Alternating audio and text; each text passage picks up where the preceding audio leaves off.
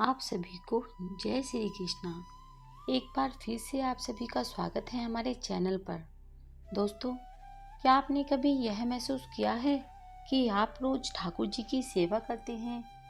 सुबह ही उठते लड्डू गोपाल को जगाते हैं, स्नान करवाते हैं, श्रृंगार करते हैं, भोग लगाते हैं, आरती कराते हैं, नाम जाप करते हैं, लेकिन फिर भी मन में कहीं ना कहीं यह सवाल आता है कि क्या सच में मेरी पूजा ठाकुर जी तक पहुंच रही है? क्या सच में मेरे मंत्रों का प्रभाव हो रहा है? क्या सच में ठाकुर जी मेरी सेवा स्वीकार कर रहे हैं? और सबसे बड़ी बात, इतनी पूजा करने के बाद भी मनोकामनाएं पूरी क्यों नहीं हो रही?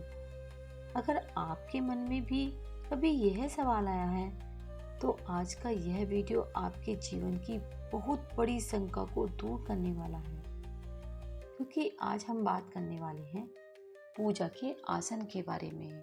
जी हाँ दोस्तों, वही आसन जिस पर बैठकर आप रोज ठाकुर जी की सेवा करते हैं। बहुत से भक्त दीपक का ध्यान रखते हैं, अगरबत्ती का ध्यान रखते हैं, भोग का ध्यान रखते हैं, मंदिर की दिशा का ध्यान रखते हैं, लेकिन जिस वस्तु पर बैठकर वह पूजा करते हैं उसी आसन के नियम नहीं जानते। और यही छोटी सी गलती आपकी पूरी साधना की शक्ति को कमजोर कर सकती है। इसलिए वीडियो को अंत तक जरूर देखिए, क्योंकि आज जो बातें आप जानेंगे हो सकता है आज तक किसी ने आपको ना बताई हो। लेकिन शुरुआत करने से पहले कमेंट्स बॉक्स में प्रेम से एक बार जरूर लिख दीजिए राधे राधे, क्योंकि कहते हैं जहाँ राधा नाम की ध्वनि होती है वहाँ स्वयं ठाकुर जी की कृपा बरसती है। दोस्तों, सबसे पहले समझते हैं पूजा में आसन क्यों जरूरी है। क्या हम जमीन पर बैठकर पूजा नहीं कर सकते? कर सकते हैं, लेकिन शास्त्र बताते हैं कि सीधे भूमि पर बैठकर साधना करने से शरीर की ऊर्जा धीरे धीरे भूमि में चली जाती है, जबकि आसन आपकी आध्यात्मिक ऊर्जा को सुरक्षित रखता है।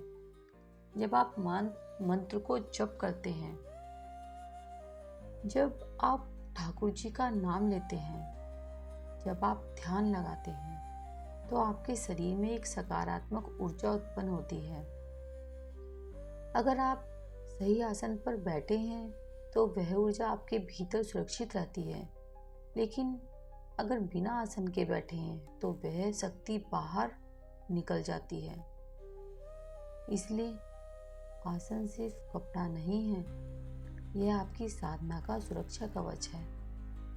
कौन सा आसन सबसे श्रेष्ठ माना गया है? दोस्तों, पूजा के लिए सबसे श्रेष्ठ माना गया है पहला, कुशा का आसन। कहते हैं यह पाप नाशक होता है, मंत्र सिद्धि में सहायक होता है। दूसरा आसन है ऊन का आसन। यह मन को स्थिर करता है, ध्यान में सहायता करता है।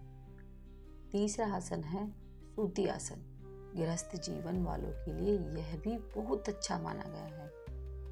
अगर इनमें से कुछ भी उपलब्ध ना हो तो साफ लकड़ी के पटरे पर बैठकर भी कर सकते हैं। लेकिन एक बात हमेशा याद रखना, फटा हुआ आसन कभी इस्तेमाल मत करना। जी हाँ दोस्तों, अगर आपका आसन कहीं से फटा हुआ है, पुराना है, गंदा है, तो तुरंत बदल दीजिए, क्योंकि फटा हुआ आसन टूटी हुई ऊर्जा का प्रतीक माना जाता है।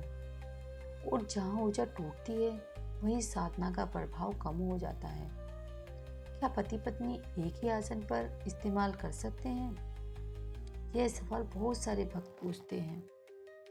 तो इसका जवाब है, अगर आप दोनों साथ बैठकर सामान्य पूजा कर रहे हैं, आरती कर रहे हैं, कथा सुन रहे हैं, व्रत पूजा कर रहे हैं, तो एक आसन पर बैठ सकते हैं। लेकिन अगर पति या पत्नी में से कोई भी रोज मंत्र जाप करता है, माला करता है, गुरु मंत्र करता है, विशेष साधना करता है, तो उसका आसन अलग होना चाहिए, क्योंकि साधना की ऊर्जा व्यक्तिगत होती है। और जब कोई दूसरा उसी आसन पर बैठता है तो ऊर्जा मिश्रित हो जाती है। क्या घर में हर व्यक्ति का आसन अलग होना चाहिए? दोस्तों, आदर्श रूप से हाँ, क्योंकि हर व्यक्ति की ऊर्जा अलग होती है। सोच अलग होती है, मन की स्थिति अलग होती है और आसन उस व्यक्ति की साधना की ऊर्जा को ग्रहण करता है। इसलिए जो व्यक्ति रोज ठाकुर जी की सेवा करता है उसका आसन अलग होना बहुत जरूरी है। पूजा करते समय आसन किस दिशा में बिछाना चाहिए, यह बहुत महत्वपूर्ण है। अगर आप धन, उन्नति और सकारात्मक ऊर्जा चाहते हैं तो उत्तर दिशा श्रेष्ठ मानी जाती है। अगर आप ध्यान, भक्ति और गहरी साधना करना चाहते हैं तो ईशान कोण यानी उत्तर पूर्व दिशा सबसे श्रेष्ठ है। अगर सामान्य पूजा है तो पूर्व दिशा भी बहुत शुभ मानी जाती है, लेकिन दक्षिण दिशा में कभी भी दैनिक पूजा का आसन ना बिछाएं। यह दिशा विशेष कर्मों के लिए मानी गई है। आसन का रंग कैसा होना चाहिए? तो दोस्तों, पूजा के आसन का रंग भी बहुत महत्व रखता है। सबसे शुभ माने जाने वाले कलर जो हैं वो है पीला रंग, लाल रंग, गुलाबी रंग। ये रंग भक्ति, श्रद्धा, ऊर्जा और मंगल के प्रतीक हैं।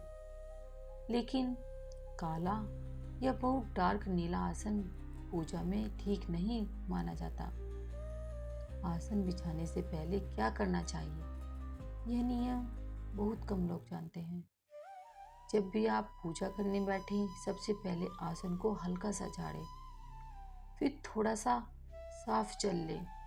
अगर गंगा जल हो तो और भी अच्छा है।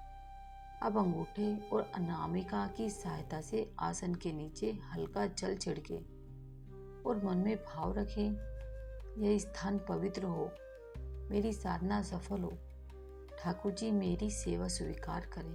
दोस्तों, यह सिर्फ परंपरा नहीं है, यह ऊर्जा शुद्धि का प्रक्रिया है। कब आसन पर नहीं बैठना है, यह भी बहुत जरूरी है। बिना स्नान किए, गंदे कपड़ों में, बहुत ज्यादा क्रोध में, झगड़े के तुरंत बाद, भोजन के तुरंत बाद, मोबाइल चलाते हुए, हंसी मजाक करते हुए, इन स्थितियों में आसन पर नहीं बैठना चाहिए, क्योंकि उस समय मन स्थिर नहीं होता और जहाँ मन स्थिर नहीं, वहाँ साधना सफल नहीं।